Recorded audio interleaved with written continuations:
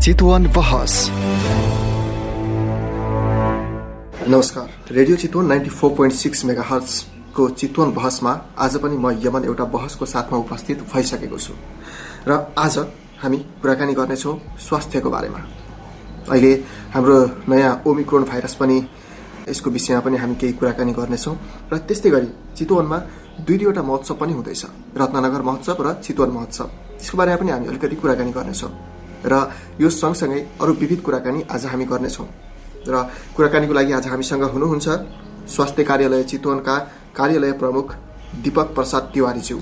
उहाँलाई म कार्यक्रममा स्वागत गर्न चाहन्छु।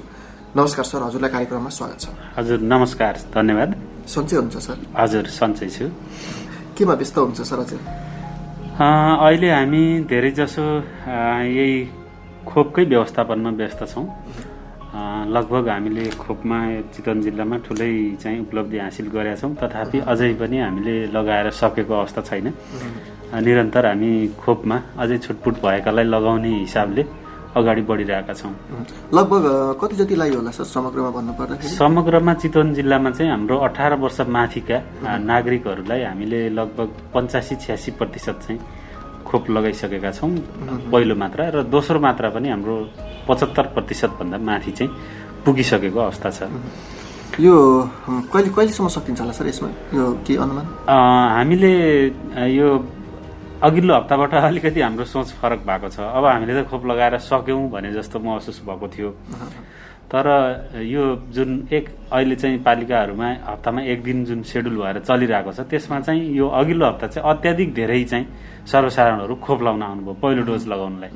त्यसले चाहिँ हामीलाई के बतायो भने अझै पनि खोप लगाउन छुटेका मान्छेहरू कस्तो भयो भनेदेखि के लाउने भनेर बस्नु भएकोहरू पनि पछि हो। अहिले पक्कै यो अब जुन नयाँ भाइरसको हजुर ओमिक्रोनको पनि कुराहरू अहिले समुदायमा उठ्न थालेपछि खोप नलाइकन बसेका मानिसहरू चाहिँ अहिले खोप लाउन आए। त्यसले गर्दाखेरि चाहिँ यो अस्तिको हप्ताबाट अब फेरि हामीले थप चाहिँ उहाँहरूलाई खोप व्यवस्थापन गरेर जानुपर्छ भन्ने हिसाबले हामीलाई चाहिँ लेसन प्राप्त भएको छ। नभए अब हामीले यो अबको 2 हप्तामा चाहिँ हामी खोप लगाएर सक्यौँ भन्ने खालको चाहिँ एउटा फिलिङ्स भएको थियो, किन तथ्याङ्कहरूले पनि सपोर्ट गरेको थियो होइन। अब 80% भन्दा माथि कभरेज हुनु भनेको त्यो ठुलो राम्रो कभरेज हो अहिलेको समयमा।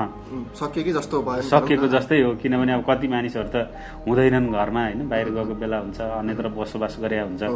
त्यो हिसाबले चाहिँ हामीले लगभग सक्यौँ भनेको थियौँ। तर अझै पनि हामीले छुटपुट समूहहरू, छुटपुट वर्गहरू, अझै पनि अब भर्खर चेतना पाएका वर्गहरू बाँकी छन् भन्ने कुरा चाहिँ यो अस्तिको हप्ताबाट थाहा भएको छ। र अर्को चाहिँ अब 18 वर्ष मुनिको मा त हामी गएको छैनौँ। अब त्यो समूह चाहिँ अहिलेसम्मको अवस्थामा चाहिँ 12 वर्षसम्मलाई खोप लगाउन मिल्ने खोपहरू छ। त्यसले गर्दा अब त्यो समूह पनि हामीले चाहिँ लगाउने हिसाबले हामी तयारी चाहिँ सुरु गरिसकेका छौँ। त्यसको लागि पनि छिटै हुन्छ होला भन्न सकियो। अब त्यो खोप आउने क्रममा छ, पाइपलाइनमा छ, र छिटै त्यसको पनि हामीले चाहिँ सेवा सुरु गर्छौँ। अघि हामीले ओमिक्रोनको पनि कुराकानी गर्छौँ सर अलिकति, त्यसको कारणले यो खास कस्तो हो सर? यो एकदम छिटो पनि फैलिरहेको छ भन्ने पनि सुनिन्छ। यो कोभिड-19 को संक्रमण गराउने भाइरस जुन छ, यो भाइरसको एउटा विशेषता चाहिँ के हो भने यसले चाहिँ आफ्नो स्वरूपलाई छिटोभन्दा छिटो परिवर्तन गर्न सक्ने यसको चाहिँ एउटा अरू भाइरसको भन्दा फरक क्षमता चाहिँ यसले देखाएको हो। त्यसै कारणले यति धेरै हामीलाई चाहिँ यसले दुःख दिन सफल पनि भयो। र पछिल्लो पटक थुप्रै भेरिएसनहरू आइरहेकै हुन् होइन। अब अल्फा, बिटा, अब डेल्टा भनेर हामीले पछिल्लो जुन वेबलाई महसुस गऱ्यौँ, र डेल्टा पछाडि सामान्य भएका परिवर्तनहरू मात्रै नोटिस भएको थियो। तर अहिले पछिल्लो पटक चाहिँ अफ्रिकाबाट, साउथ अफ्रिकाका आसपासका देशहरूबाट चाहिँ यो ओमिक्रोन भन्ने अलि बढी चाहिँ परिवर्तन भएको स्वरूपको भाइरस चाहिँ फेला पर्यो। यसमा चाहिँ अब पहिलाका म्युटेसन परिवर्तनहरू चाहिँ भाइरसको जुन हामीले त्यसको सेलुलर स्ट्रक्चरहरू हुन्छ, त्यसमा हुने स्पाइकहरू, प्रोटिन स्पाइकहरू हुन्छ, त्यसमा चाहिँ 5-7 वटासम्म परिवर्तन भएको पाइएको थियो। तर यसमा अहिलेको नयाँ भाइरसमा चाहिँ 30 भन्दा बढी चाहिँ यसको परिवर्तन भएको भनेर चाहिँ त्यसलाई चाहिँ स्ट्रक्चरली रिड गरिएको छ, जसको कारणले गर्दाखेरि चाहिँ यसको अलिक फरक विशेषता हुन सक्छ भन्ने आकलन चाहिँ छ। तथापि चाहिँ अहिलेसम्म प्राप्त तथ्य अनुसार चाहिँ यो डेल्टा भाइरस जस्तै फैलिन सक्ने क्षमता भएको कुरामा चाहिँ प्रमाणित भएको छ। तर यसले कतिको गम्भीर संक्रमण बनाउँछ अथवा सिकिस्त बनाउँछ अथवा यसले कतिको बढी असर गर्छ भन्ने चिज चाहिँ अझै धेरै इन्फर्मेसन आएको छैन। र अहिलेसम्म प्राप्त इन्फर्मेसन अनुसार चाहिँ यो त्यति धेरै जति चाहिँ परिवर्तन जति गुना यो परिवर्तन भएर आएको छ त्यति धेरै सिकिस्त बनाउने क्षमता चाहिँ यसमा छैन कि भन्ने किसिमको तथ्यहरू चाहिँ आइरहेको छ। त्यसले गर्दाखेरि अब यसले के चाहिँ गर्न सक्छ भने एउटा वेभ चाहिँ जसरी हामीले डेल्टा भाइरसको दोस्रो वेभ फेस गर्यौं यसले वेभ चाहिँ ल्याउन सक्छ। तर त्यसको लागि पहिला जस्तो सहज चाहिँ यसलाई छैन, किनभने हामीले भ्याक्सिनको कभरेज त बढाएका छौं। धेरैजनाले त भ्याक्सिन लगाइसक्नु भएको छ, कतिले त अब भ्याक्सिन नलगाए पनि रोगकै संक्रमण पनि प्राप्त गरेको अवस्था छ। त्यसले गर्दाखेरि चाहिँ अब पहिला जस्तो यसलाई सहज त छैन त्यति धेरै चाहिँ असर गर्नलाई। तथापि चाहिँ यसको परिवर्तनशील क्षमताले गर्दा त्यो अलि हाम्रो भ्याक्सिनको प्रभावकारितामा पनि खेल्न सक्छ कि भन्ने खालको प्रश्नहरू चाहिँ उठ्या छ। यस्तै खालको कुरा पनि आएको थियो नि सर, यो खोपले पनि काम नगर्ने कुरा आयो पहिला, अनि पछि फेरि यही खोपले काम गर्दो रहेछ भन्ने कुरा पनि आयो। यो एउटा कन्फ्युजन जस्तो कुरा छ सर यसमा। अब यसमा चाहिँ के हो भने यो SARS-2 अथवा कोभिड भाइरस जे छ यसको बेसिक स्ट्रक्चरबाटै परिवर्तन सुरु भएको हुँदाखेरि चाहिँ हाम्रो भ्याक्सिनहरू जति पनि छन् त्यो एउटा बेसिक स्ट्रक्चरलाई आधार मानेर हुन सक्ने सम्भावित परिवर्तनहरूलाई पनि आधार मानेर चाहिँ बनाइएको छ। त्यसले गर्दाखेरि चाहिँ यो भ्याक्सिनले काम गर्छ भन्ने तथ्यमा धेरै प्रमाणहरू फेला परिसकेका छ। त्यसले गर्दा हामीलाई लाग्छ अब यसले धेरै हदसम्म काम गर्छ भ्याक्सिनले, त्यो एउटा सकारात्मक पक्ष हो। अर्को कुरा यसको अर्को चाहिँ पक्ष के छ भने हामीले जुन पहिलाको विधिबाट परीक्षण गरेर पत्ता लगाउँथ्यौं त्यसैबाटै यो पोजिटिभ आउँछ। अहिले PCR विधि जुन हामीले गरिरहेछौँ एन्टिजेन यसैले काम गर्छ भनेको यसको परिवर्तन त छ भए पनि बेसिक चिज त यो पुरानैसँग मिलिरहेछ, जसको कारणले हामीले पुरानै टुलबाट डायग्नोसिस गर्न सकेका छौँ। त्यो हिसाबले पनि अब भ्याक्सिनले चाहिँ थप काम गर्छ भन्ने चाहिँ यसले केही आशा विश्वासहरू जगाएको छ। तथापि अब भ्याक्सिनको पनि समयअनुसार मोडिफिकेसन हुँदै जान्छ र त्यो अनुसार चाहिँ फेरि प्रभावकारिता बढाउने काम चाहिँ पक्कै पनि हुन्छ यसमा। र अहिले हामीले बुझ्नुपर्ने विषय चाहिँ यो संक्रामक छ र यसले चाहिँ फैलिन सक्ने क्षमता चाहिँ यसले राख्छ। त्यसैले गर्दा अब हाम्रो नेपालमा पनि एक दुईटा केसहरू देखिसकेको अवस्थामा यसमा अर्को एउटा कन्फ्युजनको कुरा पनि छ सर। जस्तै दुईटा केस देखियो भनियो तर फेरि भोलिपल्टै त्यो चाहिँ होइन रहेछ, के अरे नेगेटिभ आयो भन्ने कुरा पनि आयो। होइन यस्तो, त्यसमा चाहिँ के हो भने दुईटा जुन विदेशबाट आएका नागरिकहरू थिए, एकजना नागरिक र अर्को सम्पर्कमा आएको दुईटै विदेशी नागरिक हुन्। उनीहरूको परीक्षण चाहिँ मङ्सिरको 3 गते भएको थियो। मङ्सिरको 3 गते उनीहरूको परीक्षण भयो। परीक्षण भएपछि उनीहरू पोजिटिभ आए, उनीहरू होम आइसोलेसनमा बसिसकेपछि चाहिँ अहिले जुन ओमिक्रोनको इन्भेस्टिगेसन गर्नको लागि स्वास्थ्य मन्त्रालयले जुन एउटा चाहिँ योजना बनायो त्यसमा चाहिँ पोजिटिभ आएकाहरूमध्ये यसमा चाहिँ हाम्रो यो PCR विधिमा 3वटा एन्टिजेन हेर्ने गरिन्छ। यो ओमिक्रोन भाइरसको विशेषता के रहेछ भने यसमा चाहिँ S जिन चाहिँ एब्सेन्ट हुँदो रहेछ। अब हामीले पोजिटिभ आएका नेगेटिभमा जानु परेन, पोजिटिभ आएका मध्ये कुनमा S जिन छैन भनेर चाहिँ मन्त्रालयले त्यो स्याम्पलहरू एनालाइसिस गर्यो। त्यो S जिन नभएको उहरूलाई चाहिँ फेरि यिनीहरूले एनालाइसिस जेनेटिक सिक्वेन्सिङ गरेर यो पत्ता लगाउन सकिने रहेछ। त्यसले गर्दा त्यो S जिन नभएका 1 महिना अगाडिसम्मका सबै स्याम्पलहरू टेस्ट गर्न लाग्यो मन्त्रालयले कि पहिल्यै आइसकेका थियो कि भनेर चाहिँ त्यसरी टेस्ट गर्दाखेरि चाहिँ यो मङ्सिर 3 गतेको स्याम्पलमा यो चाहिँ प्रमाणित भएको हो। तर उनीहरूले जुन बेला अब त्यो उनीहरूको त्यति बेलाको स्याम्पल हो मङ्सिर 3 गतेको, जति बेला हामीले पत्ता लगाएर उनीहरूलाई परीक्षण गर्यौं उनीहरू त नेगेटिभ हुने बेला भइसकेका थियो। त्यसले गर्दाखेरि र उनीहरूको सम्पर्कमा आएका थुप्रैलाई परीक्षण गरेर हेर्दाखेरि चाहिँ कसैमा सरेको पाइएन। त्यो चाहिँ एउटा सकारात्मक कुरा भयो। उनीहरूले होम आइसोलेसन राम्रोसँग फलो गरिदिएछन्, जसको कारणले गर्दा संक्रमण अरूमा चाहिँ जान पाएन। तथापि चाहिँ यसले के इन्डिकेट गर्छ भने यो भित्रिसकेका हुन सक्छ। भित्रिसकेर अहिले हामीले जुन कोभिड पोजिटिभहरू भनिरहेका केसहरू मध्ये पनि यो हुन सक्छ, किनभने इन्डियामा पनि देखिसकेको छ। हो, नभित्रिएको होला भन्न गाह्रो छ। हाम्रो खुला छ, अब अहिलेसम्म सबै बोर्डरहरू खुलै थियो होइन, अन्तर्राष्ट्रिय नाकाबाट पनि आवत जावत सहजै थियो। त्यो हिसाबले पनि यो चाहिँ समुदायमा यो हुनसक्छ भनेर अहिले निगरानी बढाइएको छ र अहिले भएका परीक्षण पिसिआरहरूमा एस्जिन एब्सेन्ट भएकोलाई फेरि रिटेस्टिङ गर्ने काम चाहिँ हाम्रो केन्द्रीय प्रयोगशालाले चाहिँ गरिरहेछ र त्यसबाट अब हाम्रो अवस्था के छ त भन्ने कुरा त निरन्तर जानकारी हुन्छ नै।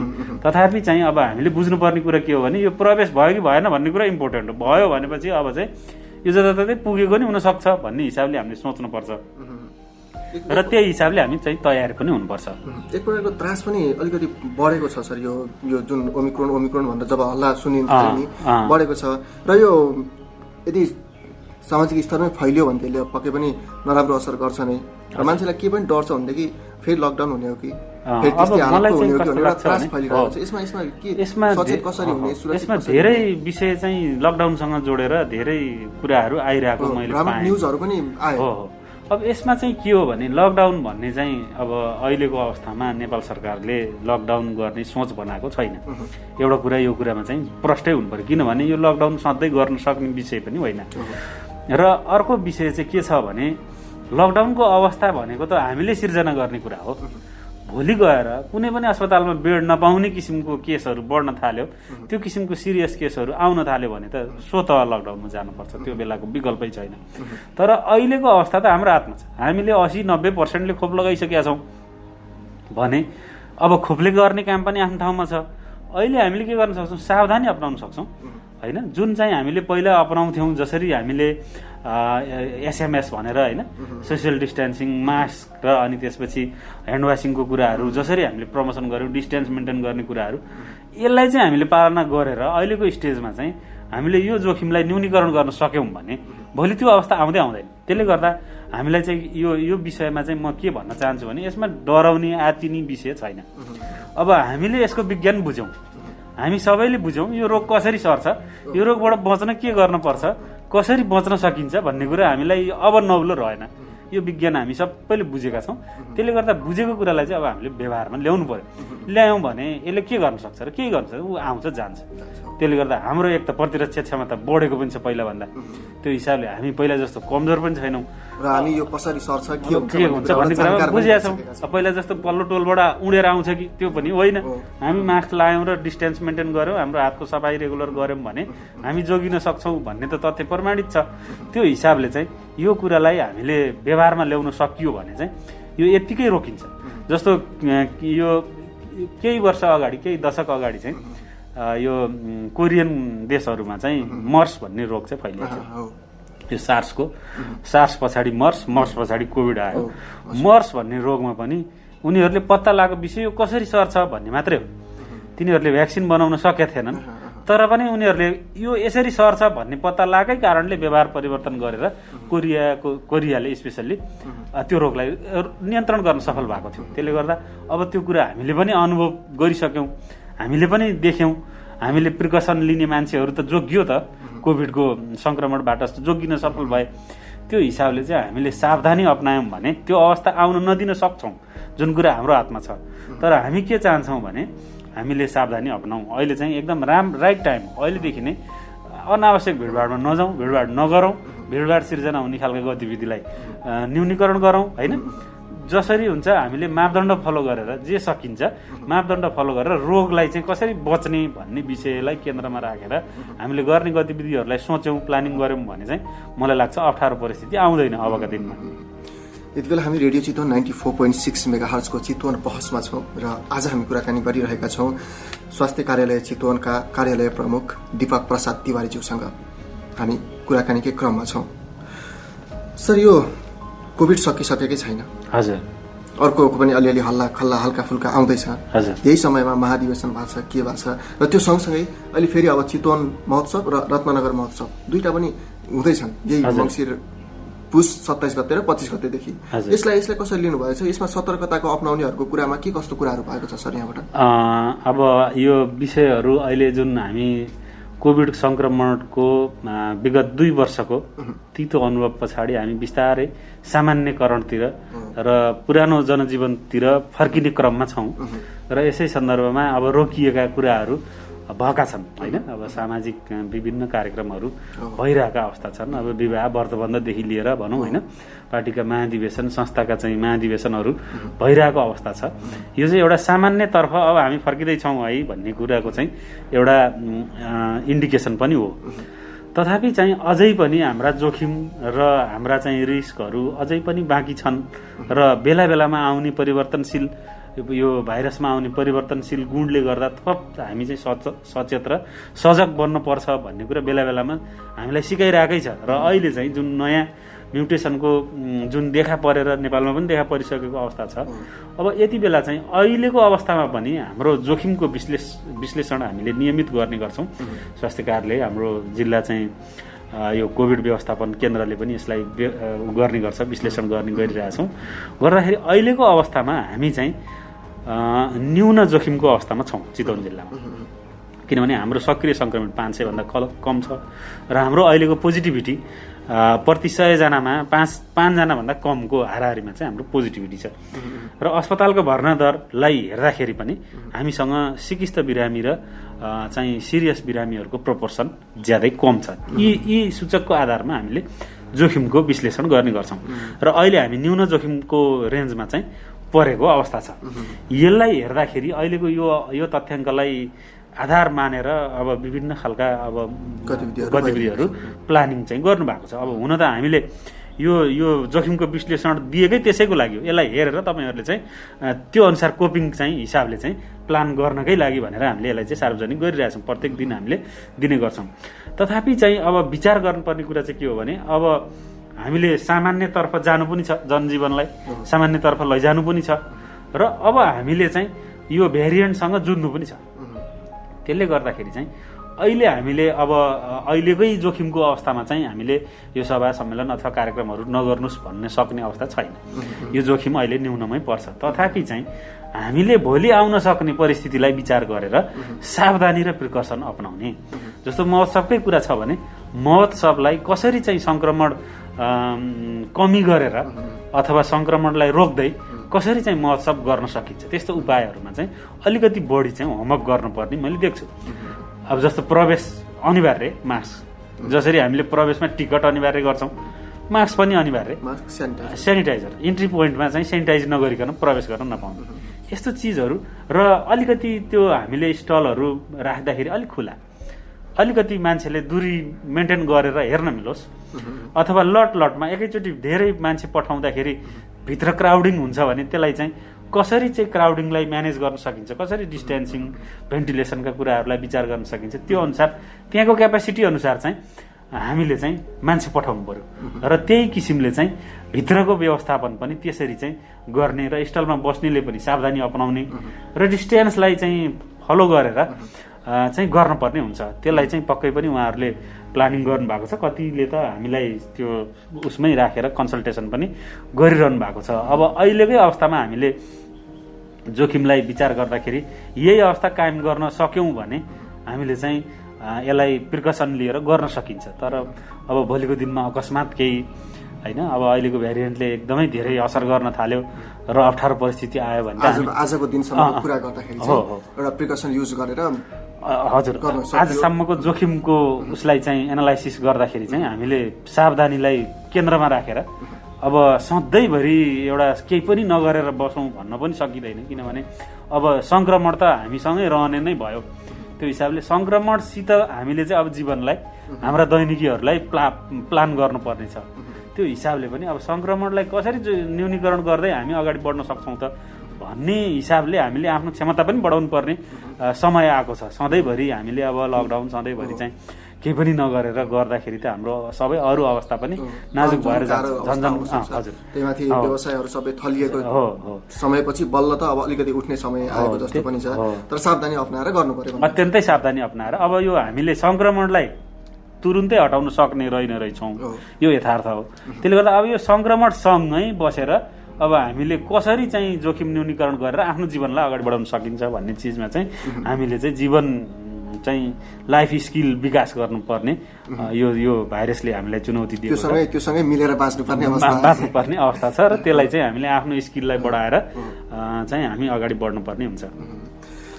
यो त भयो हाम्रो हामीलाई एकदमै अप्ठ्यारो पारेको भाइरसको कुरा, हजुर मलाई अलिकति अर्को कुरा पनि एउटा जोड्न मन लाग्छ सर। हजुर औषधिहरू कति 70 कति थरीको औषधि निःशुल्क पाइन्छ भन्छ सर अस्पतालहरूमा? हजुर 70 थरी चाहिँ जिल्ला अस्पतालको लेभलमा हो। स्तर अनुसार हुन्छ। हेल्थ पोस्टमा होइन, हेल्थ पोस्टमा चाहिँ अब 36-38 थरीको हुन्छ, अब एक्सटेन्डेडमा 40 सम्म हुन्छ होइन। त्यस्तै पिएससीमा चाहिँ 58 थरीको हुन्छ होइन। र अस्पताल जिल्ला अस्पतालको हकमा चाहिँ 70 थरीको भन्ने हुन्छ।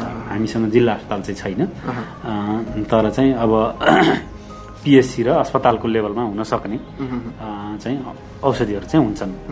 यहाँनिर कस्तो पनि कुरा सुनिँदो रहेछ भनेदेखि सर, हजुर तपाईँको निःशुल्क पाइन्छ भनेको औषधिहरू पनि छैन भन्ने खालको कुराहरू र बाहिरबाट किन्नुपर्ने अवस्था आउँदो रहेछ नि, त्यो कस्तो अवस्थामा हुन्छ? त्यस्तो किन हुन्छ सर?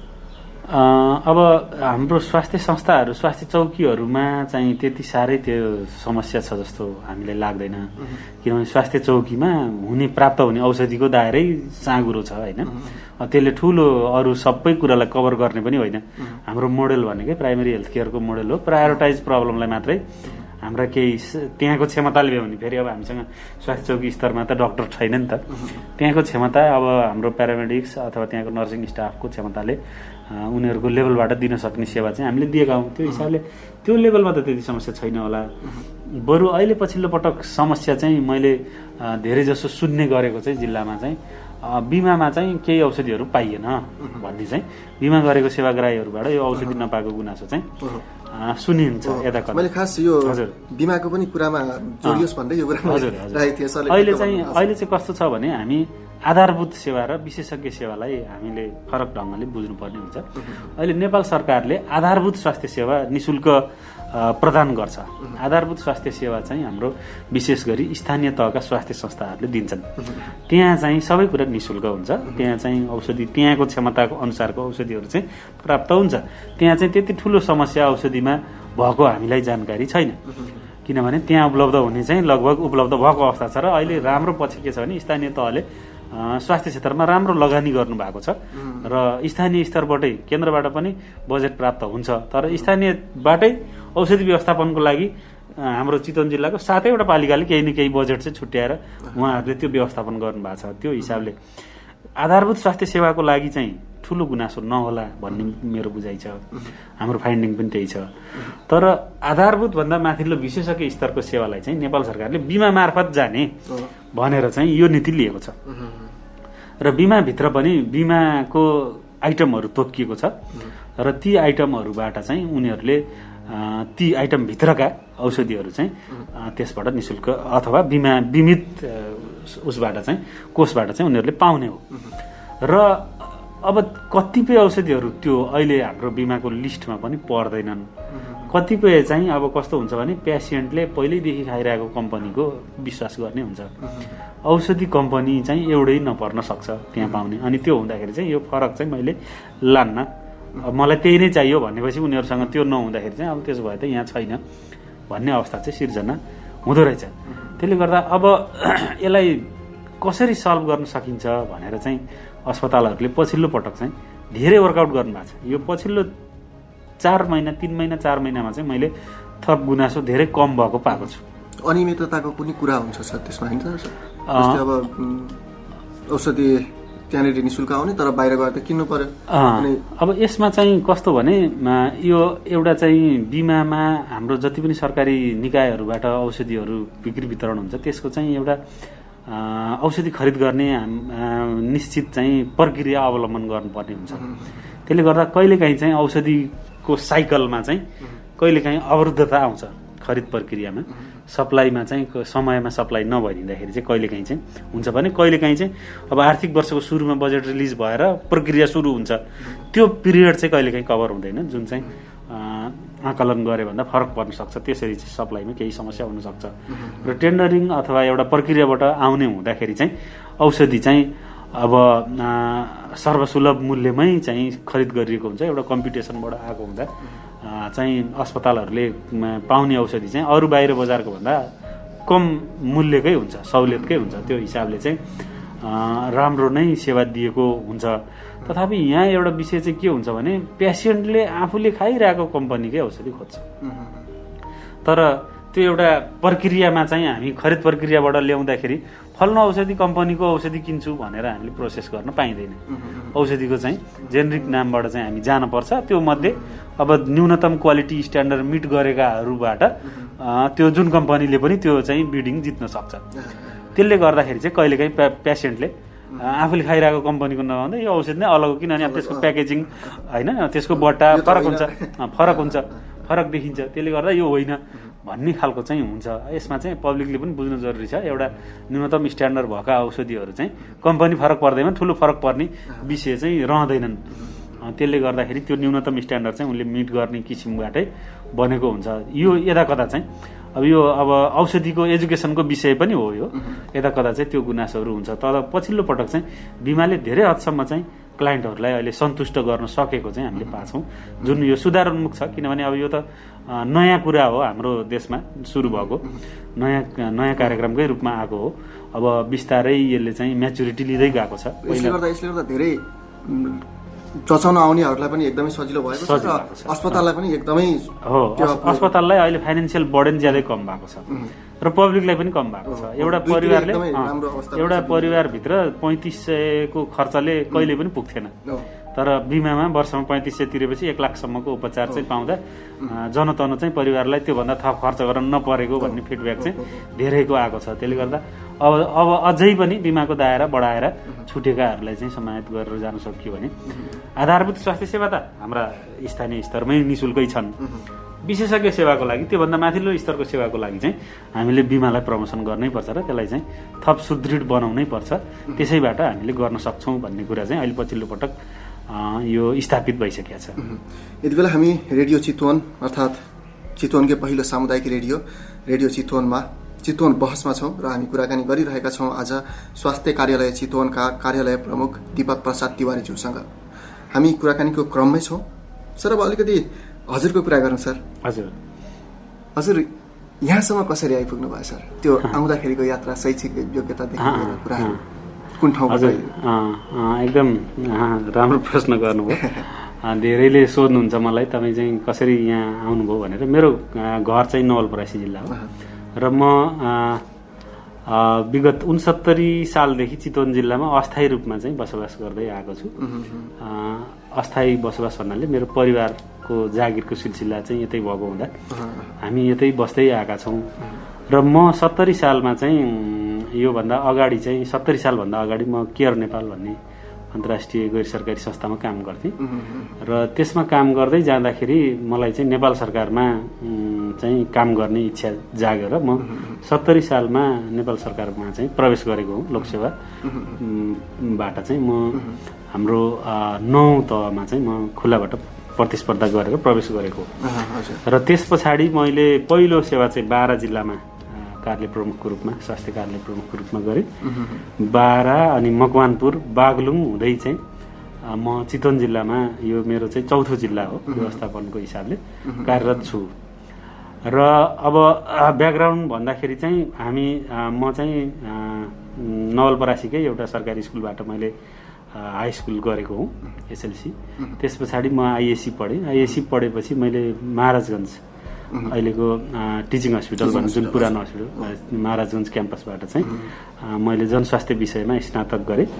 स्नातक गरिसकेपछि म केही वर्ष रोल्पा, प्युठान जस्ता दुर्गम जिल्लाहरूमा चाहिँ युरोपियन कमिसन मार्फत काम गरिसकेपछि फेरि म मास्टर्स पढ्नलाई स्नातकोत्तर पढ्न त्यही महाराजगञ्जमै म चाहिँ फेरि गएँ र 2 वर्ष त्यहाँ पढिसकेपछि फेरि म डोटी केयर नेपालको डोटी प्रोजेक्टमा चाहिँ जोइन गरेँ र त्यहाँ काम गर्दै जाँदाखेरि म केयरबाटै ट्रान्सफर भएर चितवनसम्म आइपुगेको थिएँ र चितवनमा आइसकेपछि म नेपाल सरकार प्रवेश गरेँ र अहिले पछिल्लो पटक चाहिँ अब चितवन जिल्लाको म आइसकेपछि 3वटा महामारी चाहिँ मैले व्यवस्थापन गर्नु पर्यो चितवनमा। कति समय भयो सर हजुर? म 2 वर्षभन्दा बढी भयो चितवनमा आएको। कार्यकाल कति समय सर के छ? कार्यकाल चाहिँ अब हाम्रो जनरली 3 वर्ष, 2 वर्ष सरदर भन्ने छ होइन। त्योभन्दा बढी चाहिँ अब अहिले प्रदेशको उसमा जनशक्तिको चाहिँ फुलफिलमेन्ट छैन, जसको कारणले गर्दा अब ट्रान्सफर त्यति रेगुलरली हुन सकेका छैन, किनभने स्टाफ नै कम भएको कारणले गर्दा।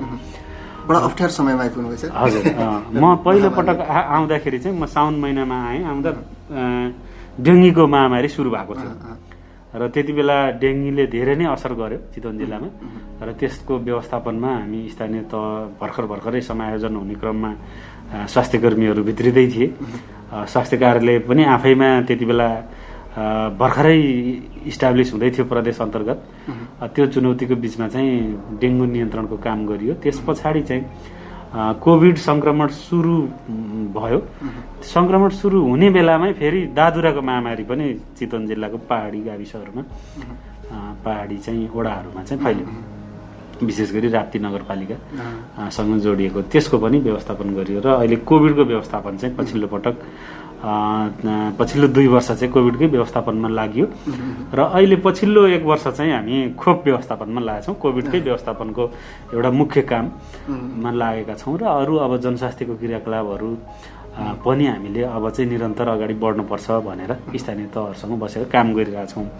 अब नियमित हामीले क्षयरोग, मलेरिया, कुष्ठरोग लगायतको चाहिँ नियन्त्रणका क्रियाकलापहरू गरिरहेकै छौँ र अझै यसलाई चाहिँ थप बढाएर जाने भनेर पनि केही चाहिँ विशेष गरी 2वटा रोगलाई चाहिँ चितवन जिल्लाबाट अब निवारण गर्ने भन्ने हिसाबले चाहिँ अहिले हामी लागिरहेछौँ। एउटा चाहिँ कुष्ठरोग, अर्को चाहिँ यो हात्तीपाइले। यो 2टालाई चाहिँ छिटोभन्दा छिटो, किनभने यसको धेरै असर चाहिँ पर्यटन क्षेत्रमा पनि पर्ने रहेछ। विदेशीहरूले कस्ता रोग छन् घुम्न जाने ठाउँमा भनेर हेर्दो रहेछ। यी रोगहरू चाहिँ पुराना रोग हुन्, अझै पनि यो रोग रहेछ भन्दाखेरि चाहिँ अलिक पिछडिएको महसुस चाहिँ हुँदो रहेछ। त्यो हिसाबले यो अबको 1 वर्ष 2 वर्षमा चाहिँ हामी यो 2टा रोगलाई चाहिँ निवारण गर्ने भन्ने हिसाबले अहिले भर्खरै कार्ययोजना बनाइ हामी अगाडि बढिरहेछौँ र अब महामारी त चितवन जिल्लाको विशेषतै भइहाल्यो। नयाँ रोगहरू आइ नै रहन्छ। अब यसको व्यवस्थापन, अब त्यो व्यवस्थापनलाई चाहिने हाम्रो चाहिँ तयारी, पूर्व तयारी योजनाहरू बनाउने कुरामा चाहिँ अब हामी लाग्नुपर्छ भनेर अहिले चाहिँ लागिरहेको अवस्था छ। त्यसले गर्दा अब मेरो चाहिँ विषय पनि अध्ययन पनि जनस्वास्थ्य नै हो र जनस्वास्थ्य क्षेत्रमै अब जनताको स्वास्थ्यलाई कसरी राम्रो बनाउन सकिन्छ, रोगबाट कसरी बचाउन सकिन्छ भन्ने विषयमै लगभग अब कार्य गरिरहेकै छ हैन। त्यसमै हुनुहुन्छ। हजुर हजुर। अहिले ठ्याक्कै हाम्रो चितवनको हजुर स्वास्थ्य क्षेत्र कस्तो अवस्थामा छ सर? के छ यस विषयमा अलिकति?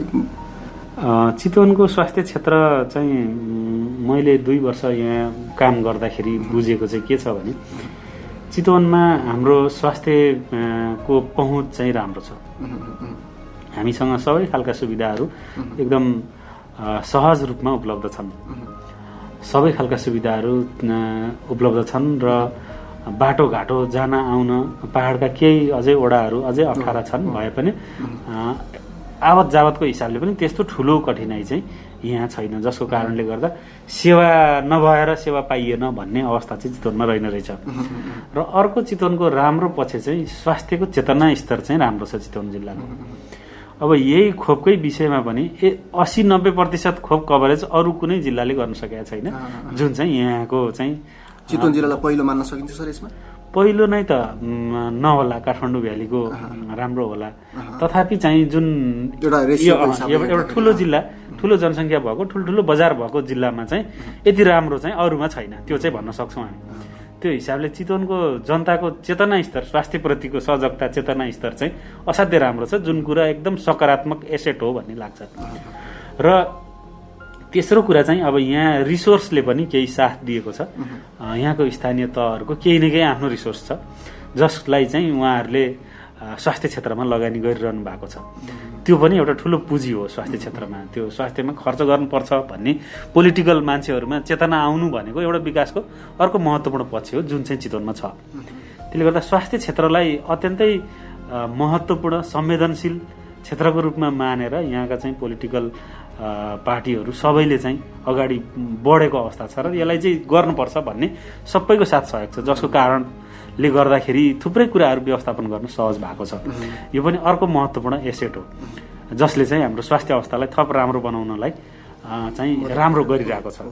तथापि चुनौतीहरू पनि छ यहाँ। अझै पनि हामीले चेतनाको स्तर राम्रो छ भनिरहँदाखेरि अझै त्यहाँभित्र पनि फेरि चेतनाको स्तर कमी भएको क्षेत्र पनि यहाँ छ। अझै चाहिएको सेवा नलिरहेको अवस्था चाहिँ छ। र अर्को चाहिँ चितवनको अर्को विशेषता चाहिँ यहाँ रोगहरू चाहिँ धेरै छ। अब कोभिडको मात्रै कुरा भएन, अरू रोगहरू यहाँ नियमित हुने रोगहरूको पनि प्रकोप चाहिँ बेला बेलामा हुने गर्छ। जस्तो हाम्रो चितवन जिल्लामा क्षयरोग मात्रै, एउटा ट्युबरक्लोसिसको रोगलाई मात्रै हेऱ्यौँ भने वर्षमा लगभग 1200 जति बिरामीहरू यहाँ चाहिँ पत्ता लाग्छन्। अब काठमाडौँ उपत्यका सबैभन्दा बढी क्षयरोग पत्ता लगाउने जिल्ला हो। देशकै 29% क्षयरोगीहरू काठमाडौँमा छन्, काठमाडौँ भ्यालीमा। त्यसपछिको जिल्लामा क्षयरोगीहरू बढी पत्ता लाग्ने जिल्ला चितवन हो। त्यो हिसाबले पनि चितवनमा रोगहरू पनि छ। त्यस्तै अब अहिले स्क्रब टाइफस चितवनमा नियमित रूपमै देखिरहेको छ। त्यसको संख्या पनि चाहिँ स्क्रब टाइफस भनेको त्यो आँखाको होइन, यो चाहिँ यो मुसामा हुने जुम्राले सार्ने एउटा चाहिँ रोग हो। किर्न जस्तो खालको उसले सार्ने एउटा रोग हो। अब यो रोग चाहिँ समयमा पत्ता लागेन र उपचार भएन भने यसले जटिलता ल्याउँछ। तर यसको उपचार सस्तो र एकदम प्रभावकारी छ। पत्ता लाग्छ। अझै पनि कति चाहिँ लक्षण देखिएर पनि नआउनु भएको कोही हुनुहुन्छ कि? हुन सक्नुहुन्छ। अब यसमा चाहिँ धेरै त यसको लक्षण डेङ्गुसँगै मिल्छ होइन। ज्वरो आउने, जिउ दुख्ने लगायतका लक्षण हुन्छन् भने त्यो टोकेको ठाउँमा, त्यो परजीवीले टोकेको ठाउँमा पनि र्यासेसहरू, घाउहरू चाहिँ हुन सक्छ। त्यसले गर्दाखेरि त्यस्तो किसिमको लक्षणहरू, ज्वरो आउने र आलस्य हुने, जिउ दुख्ने लगायतका लक्षणहरू भएका मान्छेहरूमा यो चाहिँ भेटिन्छ। त्यसले गर्दा त्यो पनि एउटा समस्या छ। डेङ्गी अब नियमित रूपमै यहाँ देखिन्छ। त्यस्तै अब मलेरिया त धेरै कम भएर गएको छ अहिले चितवनमा। मलेरिया, हात्तीपाइले लगायतका रोगहरू त धेरै कम भएको छ। अब यी रोगहरू पनि छन् भने अब नसर्ने रोग त जताततै छ होइन। अब यहाँ क्यान्सरको उपचार केन्द्र पनि छ। क्यान्सर, मुटु, मृगौला लगायतका रोगहरूको पनि प्रकोप चाहिँ, नसर्ने रोगको प्रकोप पनि बढ्दो नै देखिन्छ चितवनमा। त्यसले गर्दा चितवनमा रोगको हिसाबले पनि जोखिम छ र रोग व्यवस्थापनको क्षमताको हिसाबले पनि चितवन राम्रो छ। चेतना स्तरको हिसाबले पनि राम्रो छ। एउटा पोलिटिकल कमिटमेन्टको हिसाबले पनि राम्रो छ। अब यो दुइटैको बिचलाई चाहिँ संयोजन गरेर चितवन चाहिँ अगाडि बढिरहेको अवस्था छ। यो सबै कुरालाई हेर्दाखेरि सर, हजुरको कार्यकालको अवस्थामा जति कार्यकाल गए आउने त आउने बाँकी नै छ होला, तर त्यसमध्ये पनि गएको कार्यकालमा आफू त्यो समयमा स्वास्थ्य क्षेत्रमा ठिकै कस्ता अलि राम्रा कस्तो कामहरू भएर सुधार गर्नुपर्ने कुरा चाहिँ हजुरले के देख्नुभयो सर? अलिकति हामी छोटकरीमा छौँ किनभने हामीसँग समय अलिकति कम नै छ सर। मलाई चाहिँ सबैभन्दा चितवनको बसाइको सबैभन्दा महत्त्वपूर्ण उपलब्धि चाहिँ के भयो भन्दाखेरि यही खोपकै व्यवस्थापन भयो भन्ने लाग्छ। किनभने मलाई त्यो दिन याद छ जति बेला कोभिड फैलिएर हामी लकडाउन गर्दै थियौँ, त्यो बेला हामीसँग समाधानै थिएन। के हो त यसको समाधान, अब कसरी रोक्न सकिन्छ त भन्ने थिएन। खालि लकडाउन गरेर भए पनि जोगाउँ जनतालाई भन्ने मात्रै थियो। खोप पत्ता लाग्यो, एउटा चाहिँ कुन देशमा पत्ता लाग्यो खोप, नेपालमा भित्रिएर यति छिटो हामीले चाहिँ जनतालाई जोगाउन सक्यौँ। आज तपाईँले प्रश्न गरिरहँदा ठिकै छ नि त, हामी जोखिम कममा छौँ, सावधानी अप्नाएर महोत्सव गर्न सकिन्छ भन्ने एउटा जुन अवस्था आयो नि, त्यो बेला त थिएन। त्यसले गर्दाखेरि म त्यो अहिलेको उसमा चाहिँ सबैभन्दा ठुलो सफलता चाहिँ खोप हामीले यति छिटो व्यवस्थापन गऱ्यौँ। अब नेपाल सरकारले त्यसको जहाँ जसरी भए पनि जुटाएर जनतासम्म ल्याइदियो। थुप्रै देशहरू छन् नेपालको जस्तै इकोनोमिक डेभलपमेन्ट भएका थुप्रै देशहरू छन् जसले अझै पनि जम्मा 20% मात्रै खोप लाएर बसिया छन्।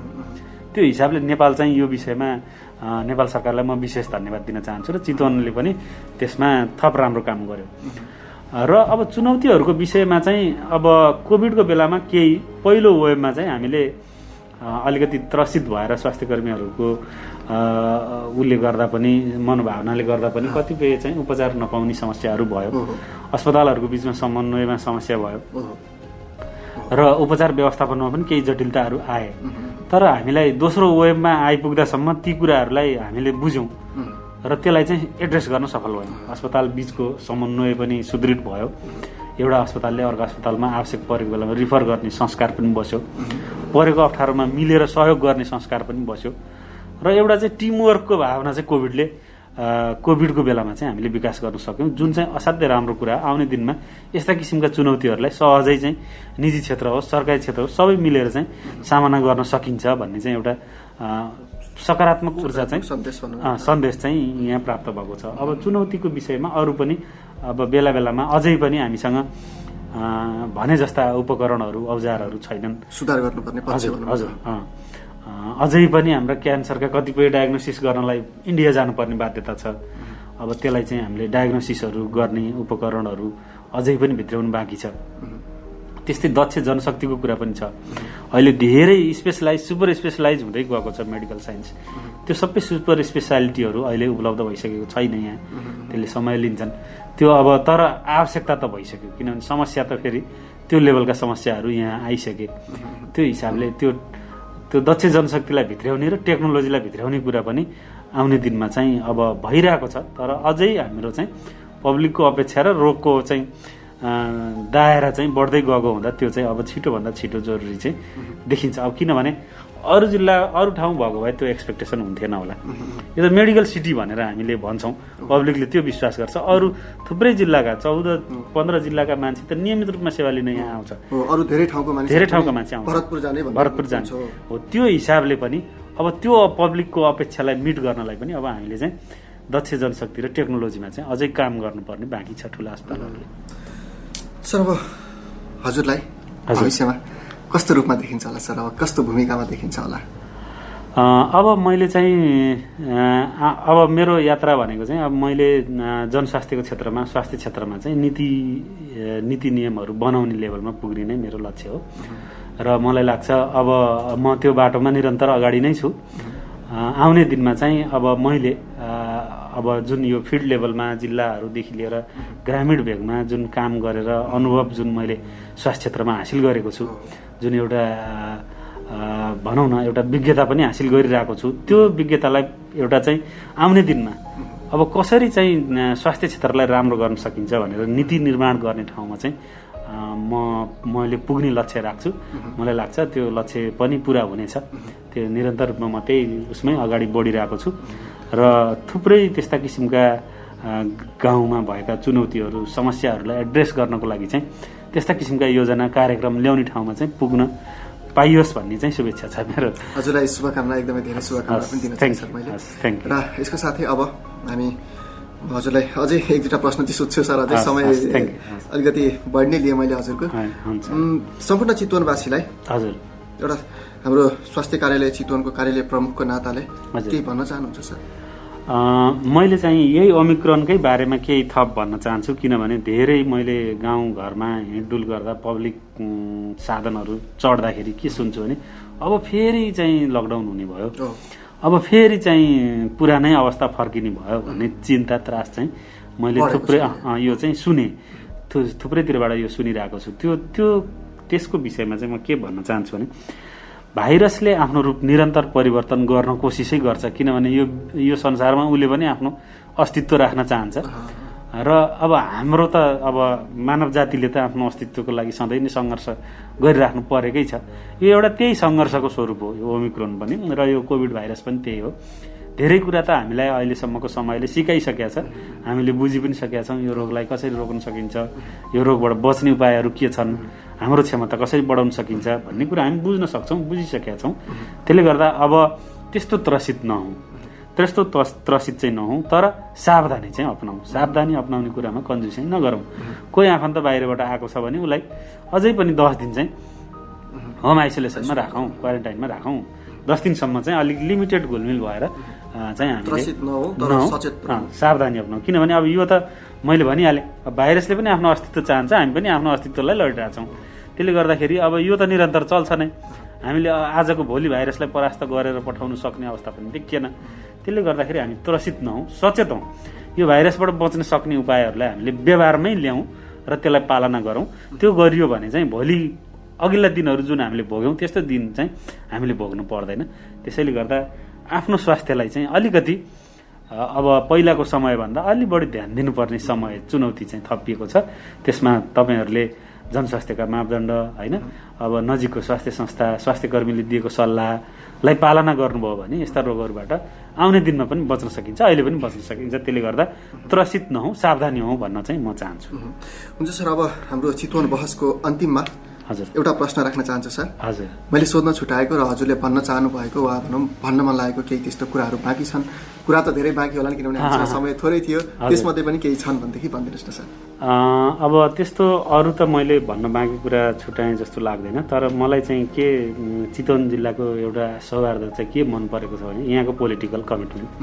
स्वास्थ्य क्षेत्रमा जुन यहाँ लगाव जुन किसिमले यहाँका नेताहरू अथवा पार्टी प्रतिनिधिहरूले देखाउनु भएको छ, जनप्रतिनिधिहरूले, त्यसको लागि चाहिँ म एकदमै सराहना गर्न चाहन्छु। र आउने दिनमा चाहिँ अझै स्वास्थ्य क्षेत्र एउटा महत्त्वपूर्ण क्षेत्र हो भन्ने त तपाईँहरूले स्थापित गरिसक्नु भएको छ।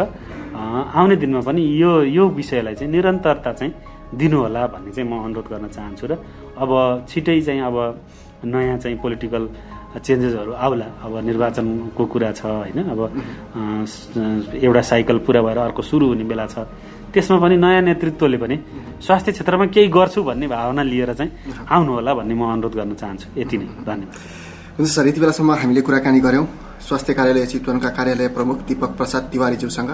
अब भने रेडियो चितवन 94.6 मेगाहर्जको चितवन बहसबाट हामी दुवैजना एकैपटक बिदा हुन्छौँ। हवस् त, नमस्कार। चितवन बहस।